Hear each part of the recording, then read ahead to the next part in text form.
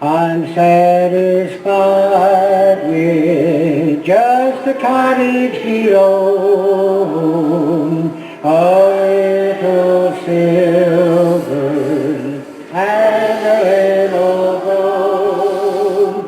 But in that city where the sun will shine, I want a gold one, that silver line.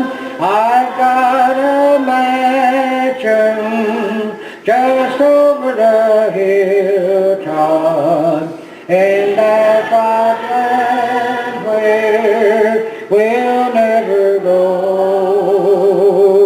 And someday yonder we will never go wander, but walk the streets that are pure as gold. Don't think me poor or deserted or lonely. I'm not discouraged. I'm heaven bound. I'm just a pilgrim in search of a city. I want a mansion, a robe and a crown. I've got a mansion just over the hilltop, in that bright land where we'll never grow old. And someday yonder we will never more wander, but walk the streets that are pure as gold. This sort of skips over those things. I think it simply shows that you have different writers, and that even though they are all teaching the truth, led by the Holy Spirit of God, they were inspired in that sense. They observed things differently, and they didn't contradict one another, but looking at something from a different angle, their accounts differ, particularly in reference to what one mentions or what another leaves out. So it's interesting, I think, to think about it from that standpoint. Now, in this particular context, there are basically some principles that we're going to see here in reference to Jesus raising a young lady from the dead. Jesus can be trusted to even overcome death. The power of sin leads to death. Jesus, through his death and eventual resurrection, proved that. It's going. That's working. About the time I get to misgiving it here. We need to recognize that Jesus has the power even over death. Well, when we think about it from this standpoint, it was significant, and obviously it was something that was very important to them and to the family. But you bring this all the way up to us, it's very important that we recognize that Jesus has the power over death. As we all know, Carolyn's mother's funeral was yesterday. But one of the things that allows us to do that and to endure that is that we know that there will be a resurrection. That death isn't the end. It's heartbreaking for us anyway to lose family members, but to know that we can be in heaven together if we put God first in our lives. So this is more than just a story, but it illustrates that God, Jesus, has power and control even over death. If he could raise this young lady, then he can raise you. and he can raise me from the dead in the resurrection. And that's one of the great hopes that we have that keeps us going, that allows us to endure the heartaches of this life. Another thing that we're going to learn in this section is that Jesus really appreciates the humble. The father of this young lady and others, the woman with the issue of blood, we see a lot of humility. She just thought that if she could just touch his garment, she didn't want to disturb him. She didn't want to bother him. Jairus, he also was a very humble individual. Humility is truly something that God appreciates and God desires with us. He cares also for all true concerns. If we have a concern, a doubt, a fear, God is concerned about that. Jesus was concerned about people that maybe others would not have been concerned about. And we see him expressing his concern with the wealthy, prominent, but we also see him with a great concern for the very poor and the lowly. And I apologize for this thing. Battery must be going, so we're coming and going this morning. But, Jesus was concerned about everybody. If they had a problem or a real concern, he was concerned about that as well. To follow Jesus requires undivided loyalty. That's another thing that we learn in these particular passages here. We're either all in or we're not in at all. We need to have a concern for doing everything that we possibly can, giving our all. It's not a part-time thing to be a faithful Christian. And to follow Jesus requires the acceptance of some very grave responsibilities. Again, if we want to be pleasing to Jesus, we're going to have to make sacrifices. There are things that will have to be given up. There are things that we're going to have to do. All of these ideas, I think, are found here in this particular text. Anybody with a comment or thought before we look at some of these verses? Okay, what I want to do is look at some main points, and then we'll back up and discuss it in a little more detail. Chapter 9, let's look first at verse 22. Now, this is the lady who had the hemorrhage and been going on for some 12 years, according to verse 20. Verse 22, but Jesus turned around, and when he saw her, he said, "Be of good cheer, daughter, your faith has made you well." And the woman was made well from that hour. Here we find that the faith of the lady was important. You got me a battery? Let's do that. Oh, see if it works while we play with that one. So one of the main things we see here is the faith of this lady, but also we see the humility that she had. Look on down in verse 33 of Matthew 9. It says, "And when the demon was cast out, the mute spoke, and the multitudes marveled, saying, It was never seen like this in Israel." Now this was a man that was mute. He was brought to Jesus. He was demon possessed. And we find that Jesus healed him. And again, they said that nothing like that had been seen in Israel. So here was an emphasis on the fact that these folks recognized and understood that there was something different here.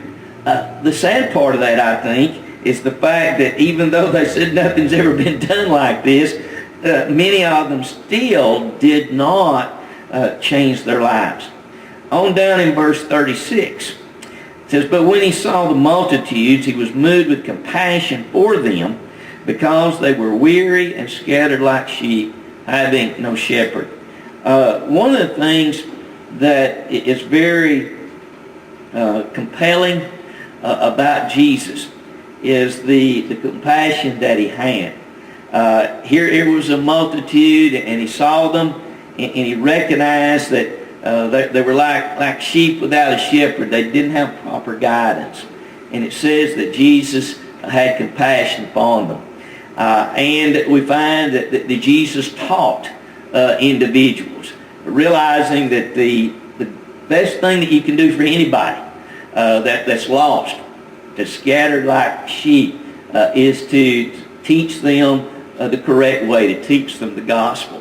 And Jesus, of course, was of that particular mindset. And then on down in verse, turn over one chapter, chapter 10 and verse 39. I wanted to note that verse, and then we'll back up.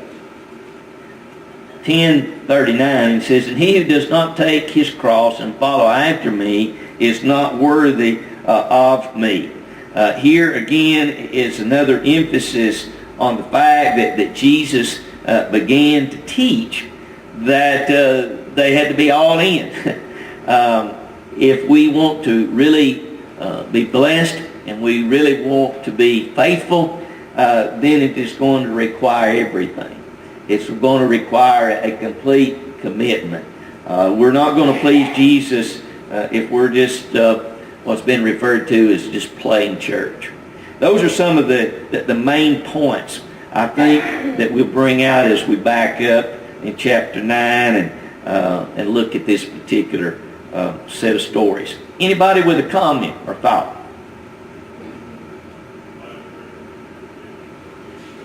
Was it 38? Okay. I got to go to the eye doctor. My eyes have been doing pretty good. I look down sometimes when my focus doesn't work as well. So now that's my excuse. And that from now on, y'all are going to know, you just can't see. Okay? Okay. Thank you, Pat.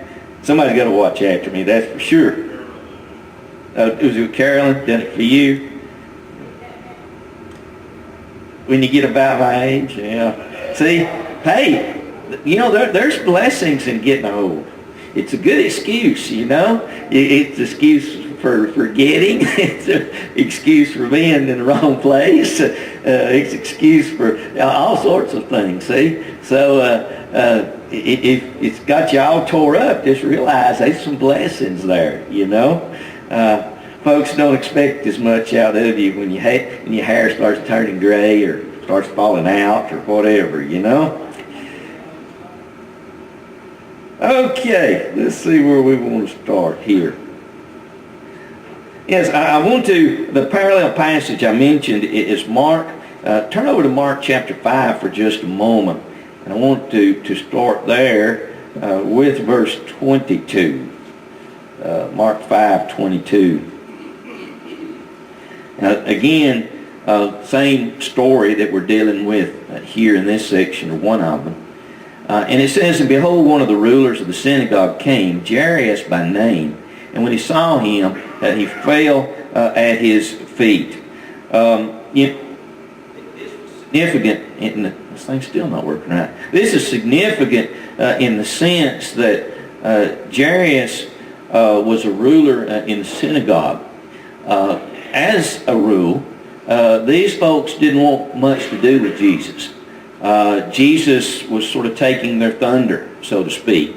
They were very prominent within the Pharisees and the Sadducees sects as a rule. There was a lot of self-righteousness. There was a lot of holier-than-thou type of attitude. We know that there were exceptions, such as Nicodemus, and here it is the case with Jairus. But for Jairus, who was a ruler in the synagogue, to actually fall down at the feet of Jesus was very significant. It indicated a man of prominence, a leader, but the humility that he had to fall down before the feet of Jesus. So here was a man that was truly expressing great respect, great honor for Jesus and what Jesus was trying to do for them. Anybody with a thought there? Let's go back to. Tell you what, I'm gonna forget this thing and try this other one. This thing is tormenting me. It may not be bothering y'all, but it sure is tormenting me. Okay, Jesus, if he was still in Capernaum, this official may have been an official at the synagogue where Jesus normally went. You remember that Jesus grew up in Nazareth, but you remember also that they rejected him. They did not accept the miracles, so Jesus had to move, basically. And Capernaum came pretty much the focus of where he lived. And you have the home of Peter and others more in that particular area there. And if you look at your map, you're still in the surrounding areas of the Sea of Galilee. But this is even more significant, I think, if indeed this was his home synagogue, so to speak. And here is a ruler there that truly had come to recognize the power of Jesus. It's interesting here as you begin in verse 18. It says, and I'm in Matthew 9, while he spake these things to them, behold, a ruler came and worshipped him, saying, my daughter has just died, but come and lay your hands on her, and she will live. So here, was a man that truly had a great faith. Now, we're looking at this chronologically. If you go over to Mark, in Mark 5:23, it doesn't say that she was dead, but that she was at the point of death, basically. And the solution to that is that Matthew simply gives the condensed version looking back. Okay? He sort of bypasses that point in reference to the young lady. She did die, and she was raised. But Matthew simply just more to his audience and the culture from which he was writing sort of skips past that and doesn't give the details that Mark gives. In fact, probably 2/3 more is in Mark's account, that Matthew simply moves past that and says basically that she was dead. So Mark's account is longer in Mark 5, basically verses 23 through verse 43. And one of the things that Mark does is Mark really puts an emphasis on faith. And we've talked about this. Today there are those that basically believe in miracles, and particularly in the miracle of healing. And one of the arguments that's given many times if a person isn't healed is the person didn't have enough faith. Well, one of the things that you learn in looking at the Bible is that sometimes an emphasis is put on faith. And Jesus will say, if you believe, it's possible. But there were a lot of other examples where the person had no faith at all. You remember we talked about the story of the man that was carried before men, and they took the roof off and they let him down. Jesus complimented the faith of the four men. Nothing about the individual that was healed having faith. So you have a variety here. There were cases where their faith was complimented, but there was other times where there basically was no faith at all. So that was not the point. It was not something that was essential for the miracles of Jesus. And obviously today it's being used sometimes as an excuse, because if a true miracle could be performed, it could be performed regardless of the faith of the individual. Anybody with a thought, comment on where we're at here?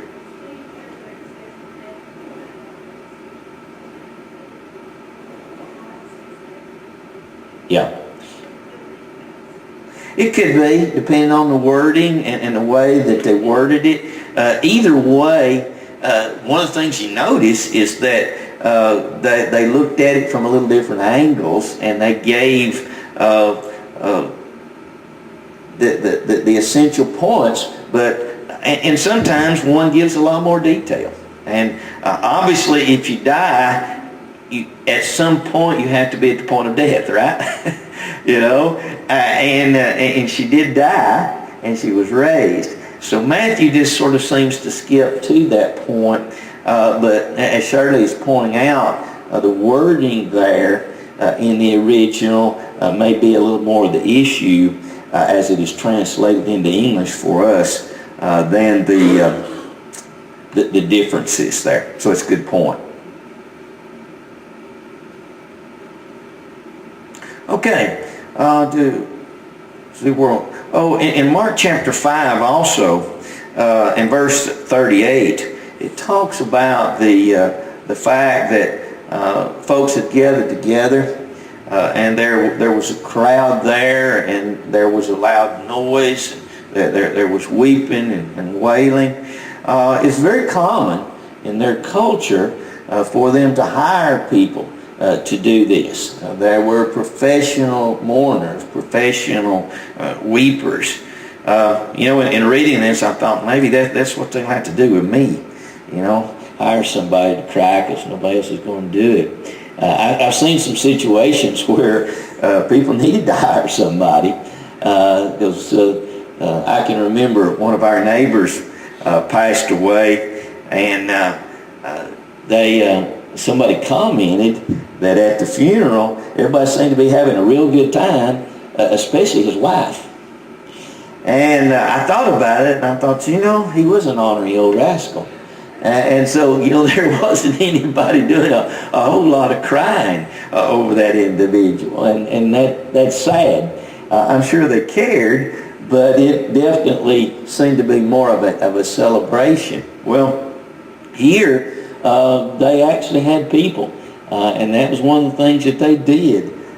You had family, obviously, in most cases, but they had professional people that would come in. And of course, when Jesus came in to raise this young lady, they were not convinced, obviously, that he could do what he was wanting to do. And maybe if they got paid by the hour, maybe they didn't want it to happen. Hey, we can stay here for a few days and make pretty good money. I don't know how they had the financial situation set up. Anybody with a thought there?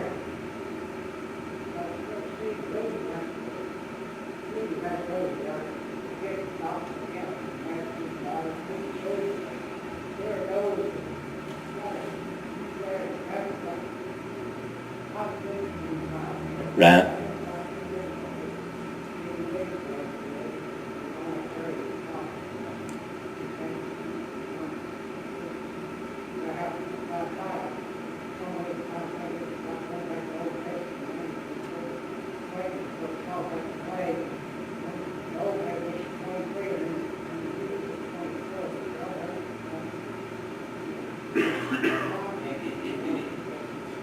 Yeah, that's a good point. Looking at the context and see, what the emphasis is and what the person's actually talking about. And you're right. There are those that are just looking for a mistake or contradiction, and that's why I wanted to bring this up in looking at this.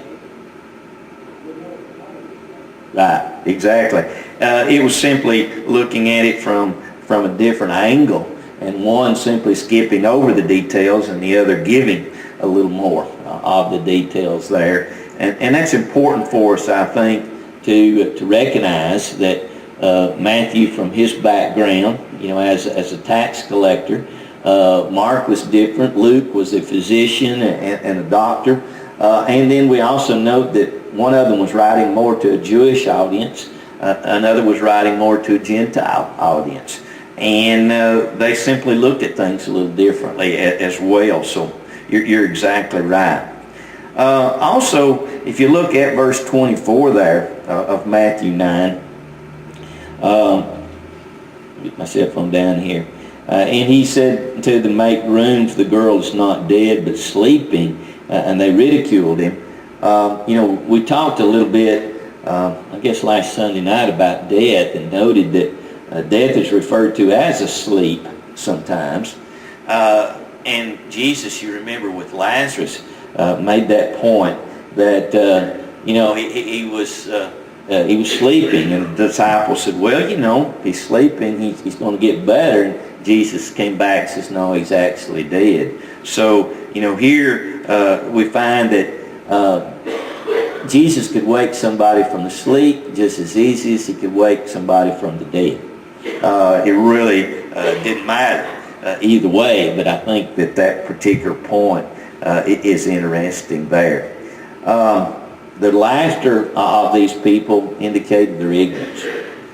They really didn't have a clue as to who Jesus was and what he was. Okay, we're going to stop right there and take up there, finishing up in Mark 5. And if you haven't already looked at Mark chapter 5, go look at it particularly and see some of the details that you'll find that are left out in Matthew chapter 9. And we'll go from there hopefully next week.